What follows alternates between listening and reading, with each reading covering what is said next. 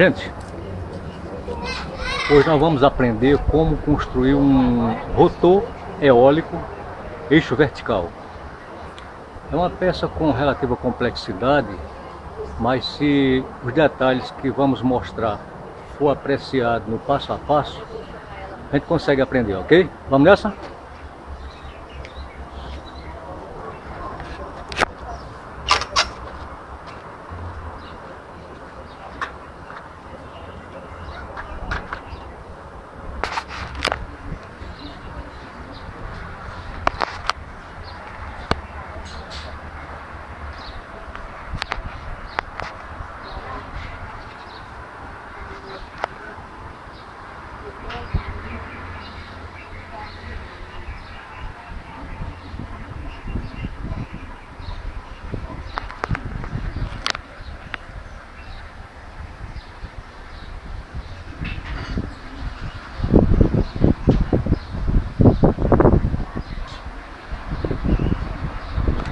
Ok.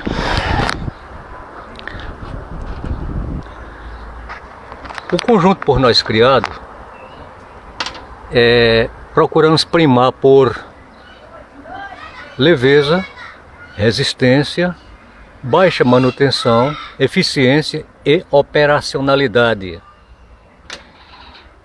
O conjunto está leve porque foi feito com material igualmente leve. Ele precisa ser leve, pois é acionado por força dos ventos. Então essa leveza ajuda e muito na sua operacionalidade, sobretudo quando estamos numa região de poucos ventos. É o exemplo da minha por aqui. Com relação à resistência,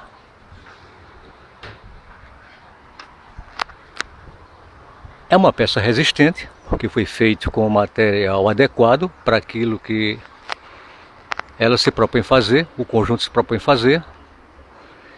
E com relação à manutenção não precisa, basta só que periodicamente seja lubrificado o rolamento da roda de bicicleta.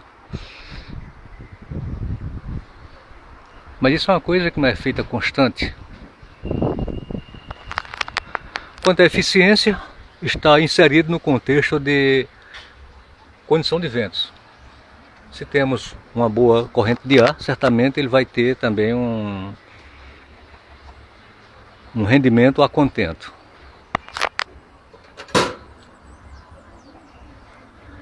Sistema eólico você tem dois modelos, né? É o eixo horizontal e o eixo vertical. No caso de horizontal, no que se refere a balanceamento, eólica no geral não tem rotação alta, por conseguinte não há assim uma preocupação muito grande com seu balanceamento. Entretanto, no caso como citamos, do eixo horizontal, as pás, sobretudo, precisam ficar bem balanceadas, porque você pode pegar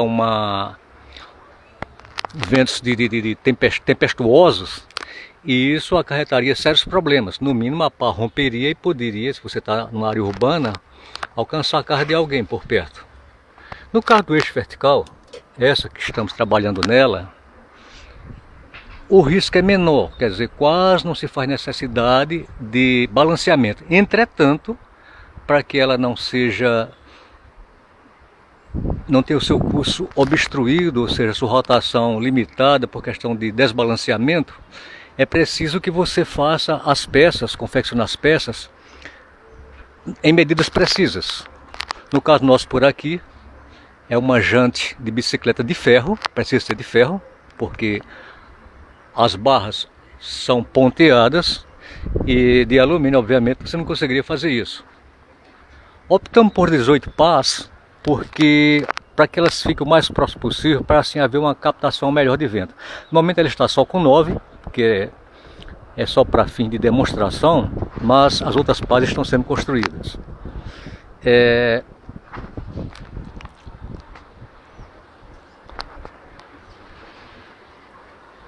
A parte da catraca precisa ficar na parte baixa, onde vai ser colocado corrente, sistema de tração.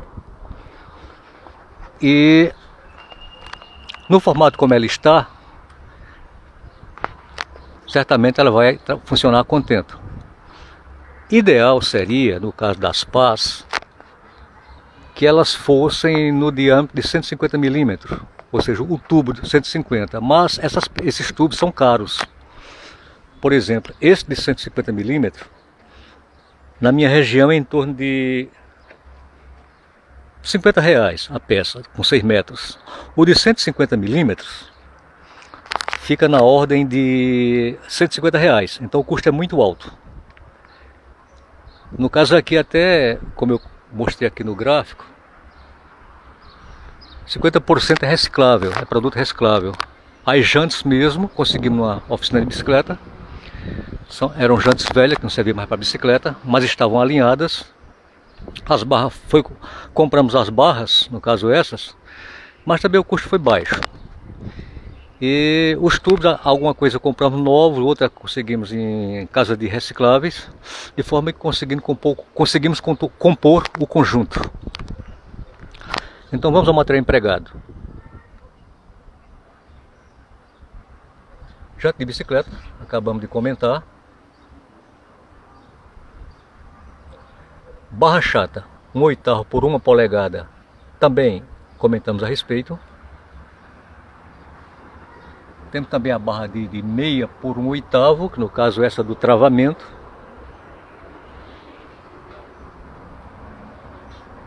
Tubo PVC também comentamos, que ideal seria de 150, mas por a questão de custos, empregamos o de 100 milímetros. Tubo espaçador. O tubo espaçador é esse que está aqui no centro. Ele precisa existir para estabilizar o espaçamento da peça e não permitir que ela fique flexível.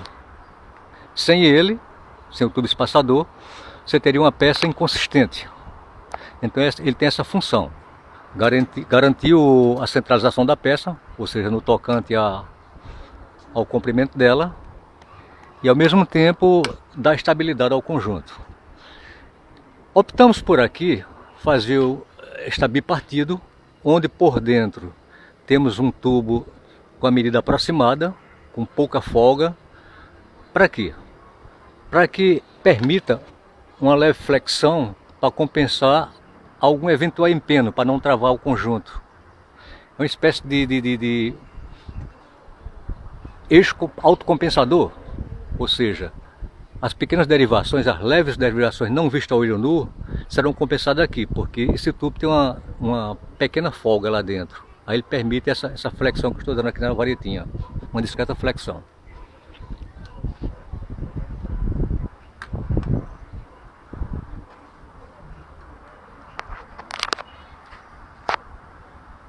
Então vamos mostrar lentamente a lista de material, para o caso de alguém querer confeccionar, vai saber que material vai empregar.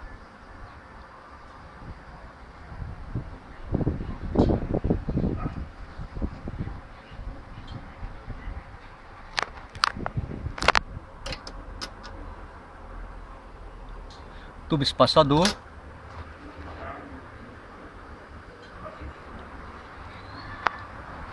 Agora um detalhe que eu destaquei por aqui no vermelho, para explicar. Diâmetro 1.200 milímetros. Por quê? Aí entra a lei de física, qualquer estudante secundarista sabe da lei de física. Então se você faz uma peça nessa ordem, cujo diâmetro seja pequeno, como se fosse, por exemplo, usar apenas a roda da bicicleta, ela não teria torque. Ela poderia até ter velocidade, mas não teria torque. Então seria mais para coisa experimental com motores pequenos. No caso, a nossa intenção, nossa pretensão é um motor um pouco maior, que possa gerar 12 volts. Então ela precisava ver esse procedimento, esse processo, ou seja, um diâmetro maior para melhor torque, repito. E no nosso projeto fizemos um formato assim proporcional, ou seja, diâmetro da peça igual à altura da peça. No caso ela está 1.200 por 1.200. Mas voltando ao assunto torque, voltando à física, percebe-se o seguinte: Se eu tentar, agora não porque está ventando, mas se eu tentar rodar ela aqui no, pé, no pezinho, no começo do eixo, ela oferece uma certa resistência. Mas se eu vir para aqui, até com um dedo pequeno qualquer você consegue rodar. Por quê? Porque eu vou alavancamento. É tanto que para ilustrar mais a informação, colocamos aqui uma alavanca de mais ou menos 1,20 m, esse barrote. E essa estrutura ela não é tão leve.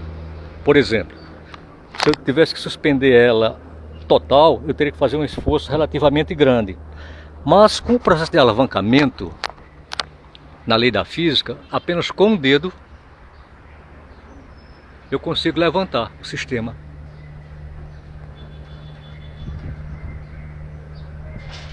É o mesmo que acontece aqui. Quanto maior esse diâmetro, mais torque terá. Então isso vai permitir que, após criarmos um sistema de transmissão de velocidade, nossa intenção é usarmos esse gerador, que já foi mostrado no outro vídeo. É um gerador que tem um rendimento considerável, onde você pode empregar, esse tem só 5 amperes. Então ele dá, dependendo das correntes de ventos diária, ele pode carregar bateria automotiva facilmente. Mas ainda sobre a confecção do aerogerador, do rotor eólico, vamos mostrar alguns detalhes para que se torne mais compreensível. Já dissemos que optamos por 16 pás para que haja o máximo de aproveitamento de ventos. Lembrando também que, conforme estudiosos nesse sistema de aerogeradores, o sistema eixo vertical ele tem a facilidade de captar ventos em todos os quadrantes. Aquele sistema ele capta vento em todos os quadrantes porque o eixo dele, o centro de gravidade é louco, ou seja, ele gira para qualquer lado. Mas esse formato ele capta vento sem ter que estar girando, a exemplo daquele lá de cima. Qualquer incidência de vento ativa as pás e ele assim mantém o seu giro. Principalmente quando você está numa região de ventos fracos, é o caso da nossa por aqui. Os nossos ventos por aqui é de moderado a fraco. Em parte é desanimador, mas como fazemos tudo assim com proposta de laboratório, é sempre um aprendizado, aí resolvemos fazer sim. Até porque vamos adotar uma torre conforme essa que está, onde ele está aprisionado com relativa altura. Aí com isso a gente consegue captar vento na parte mais alta. E em meio às informações, deixa eu ver por aqui para não escapar nada. Vamos aqui ao suporte fixador dos tubos. No caso, esse suportinho aqui, deixa eu mostrar, deixa eu ver que dá com mais clareza. Ele tem 30 mm de largura,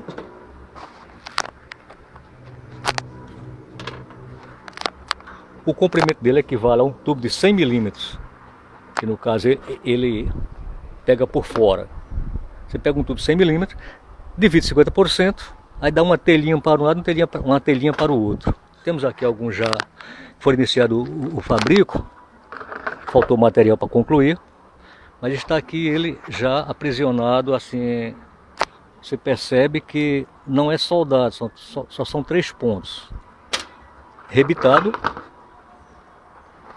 um rebite de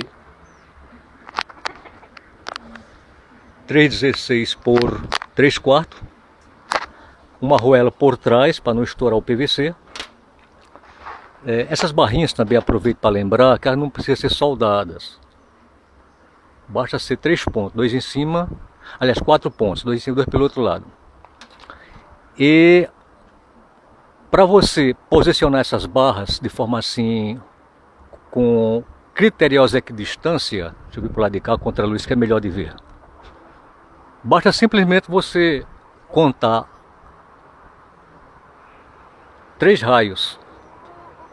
Raio sim, não, sim, aí você coloca uma. Sim, não, sim, coloca, daí por diante.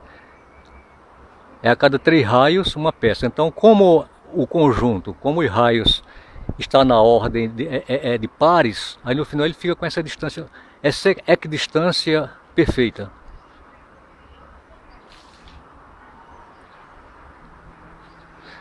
Eu não aconselho usar menos pás que o existente por aqui.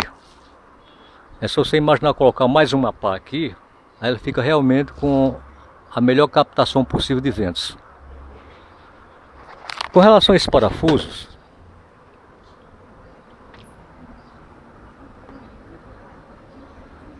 você pode usar parafusos retirando a cabeça ou barra roscada. Eu optei por barra roscada por causa do custo. Fica bem mais barato. Quando você for montar o conjunto, você precisa gabaritar, ou seja, garantir o entre furos. Então você cria um gabarito mais nesses moldes. É uma barra com a furação equivalente à furação existente aqui. Aí o que é que você faz? Você ponteia a barra e coloca o gabarito no furo seguinte. Aí ele dá uma equidistância, uma preservação de cotas de 95%.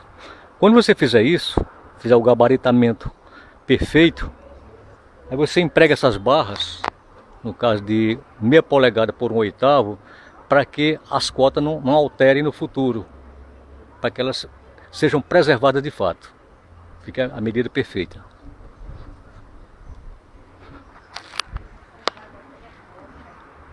O comprimento da barra, que nos referimos agora, é 350 milímetros. Eu vou escurecer por aqui as linhas para que a gente possa ter uma visão em perspectiva e dizer como foi feita a vira da barra.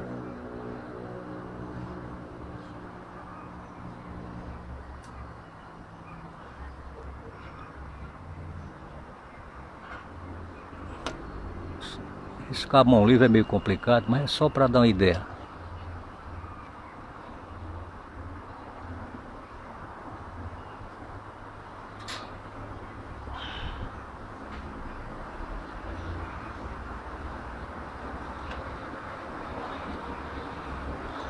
Pronto, então uma visão mais ou menos em perspectiva.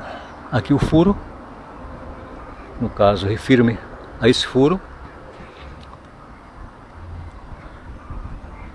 Do furo para o final da barra, 20 milímetros.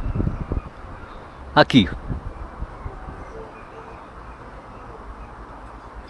40 milímetros. E aqui, da linha de dobra,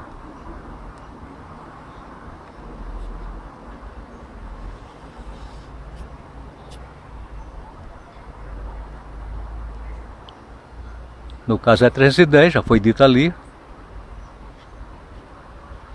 310 é do externo da dobra para o centro do furo. Aí no caso aqui é 310 mais os 20 daqui, 330 mais 40 aqui em cima, 350. Por isso falamos, comprimento da barra 350.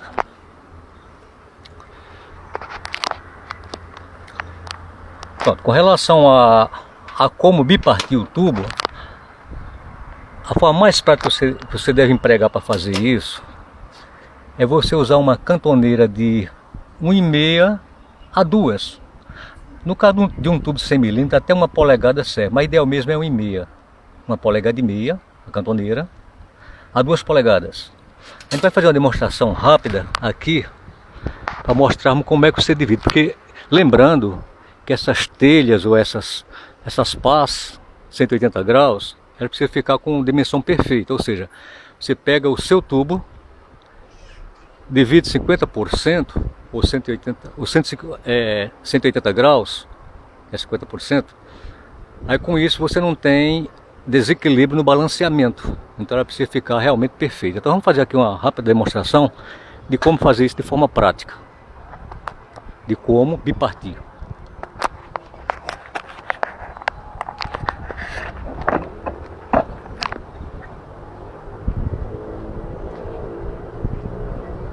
Os tubos de 100 milímetros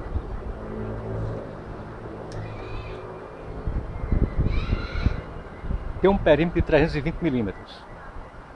A metade, obviamente, 160. Aí, inicialmente você pega a sua cantoneira, coloca em cima. No momento que ela repousa em cima, ela já dá uma linha tangencial perfeita. Essa linha já está preservada, já está garantida. Em seguida, você pega 50% do perímetro, que no caso é 160, perímetro total 320, gira o tubo, coloca a cantoneira novamente e risca.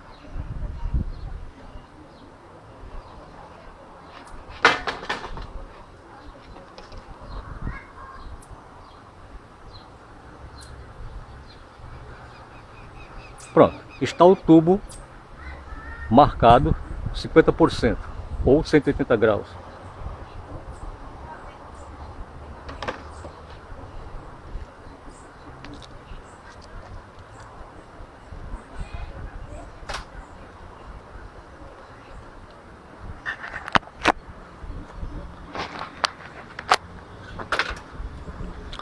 No nosso caso,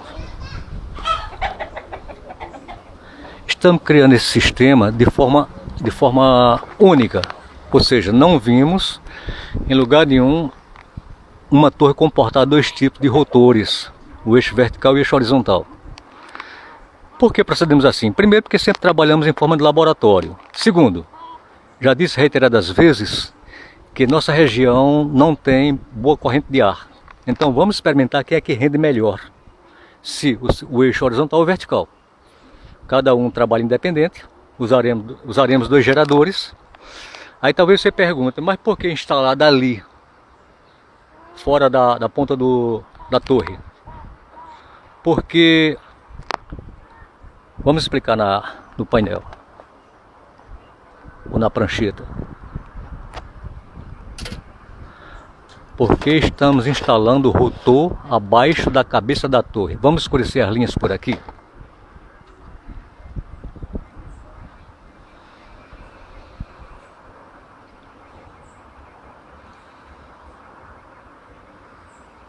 As linhas são tortas só para ilustração.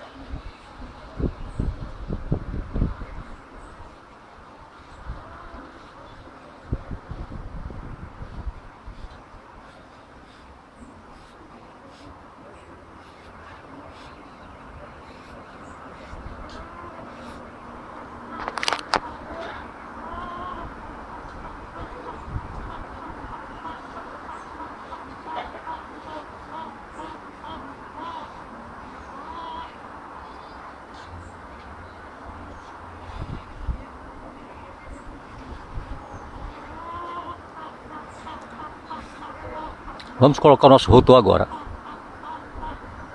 Esse que estamos falando sobre ele.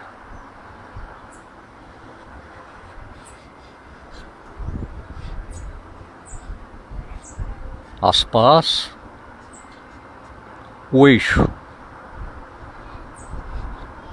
raios, aqui a barra de sustentação, no caso essas.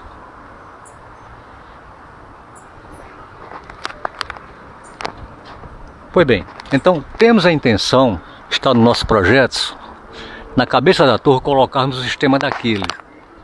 Aquele sistema ali foi só para fins experimental, para laboratório. Até já dissemos isso no outro vídeo. Então, aquele, as pás têm o diâmetro de 1,80 m. Nós vamos colocar um diâmetro mais que o dobro. No sistema novo, nós vamos colocar aqui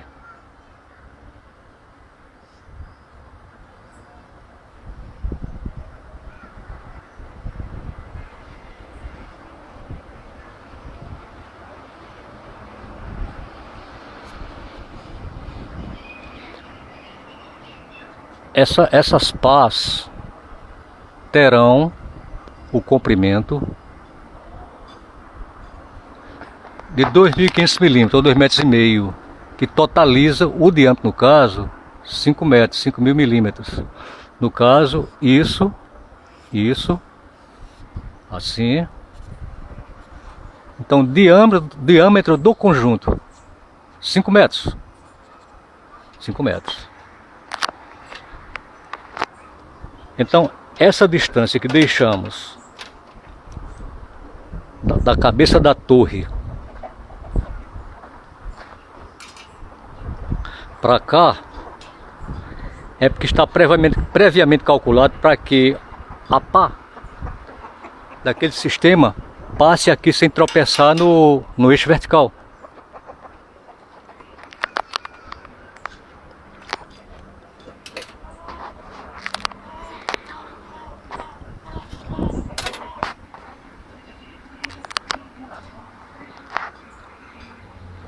Como fixar esse conjunto na torre?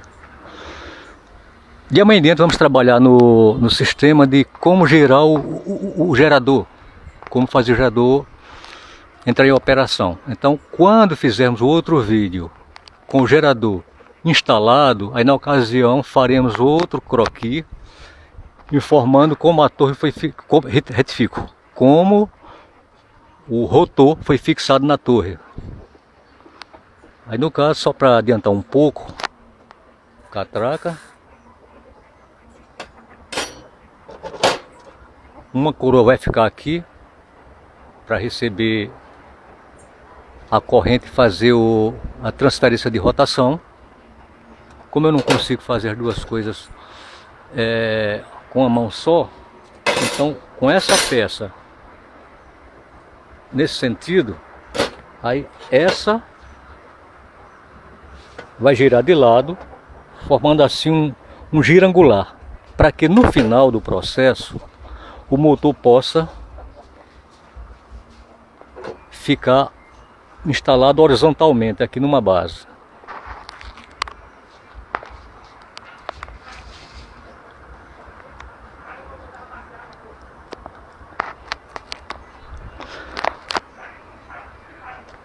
Isso daqui é um gabarito para firmos o empeno. Ainda há um empeno nesse sentido, porque faltam o restante das pás, faltam 9 pás. Mas quando elas forem colocadas, aí o índice de desempenho vai diminuir. Vai ficar com um empeno dentro da tolerância. Ela hoje está com mais ou menos 1/8 de derivação, ou seja, de ondulação no seu giro. Leva ondulação. Mas, mesmo aqui baixinho, ainda faltando 9 pás, ela tem rodado a contento. Uma demonstração de que ela tem leveza de fato. Bom, aí está. Lembrando também que se você confeccionar alguma coisa similar, você distorce o conjunto, ou seja, você esquadrija ele olhando para o espaçador. Quando ele der arrestamento, conforme estamos vendo aqui, é porque está no esquadro.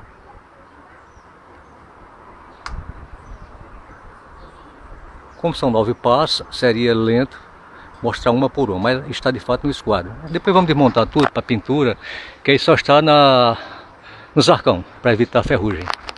Ok, gente, mas é isso. Qualquer dúvida, é só vocês perguntarem aí.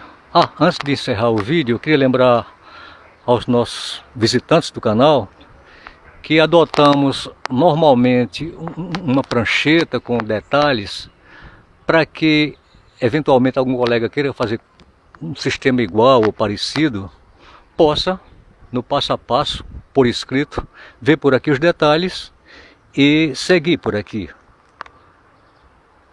Fica muito mais prático do que depois eu ter que mandar desenho para os visitantes do nosso canal. Se eu não fui claro em alguma coisa, é só vocês fazerem pergunta posteriormente, ok? Um abração para todos e muito obrigado pela atenção.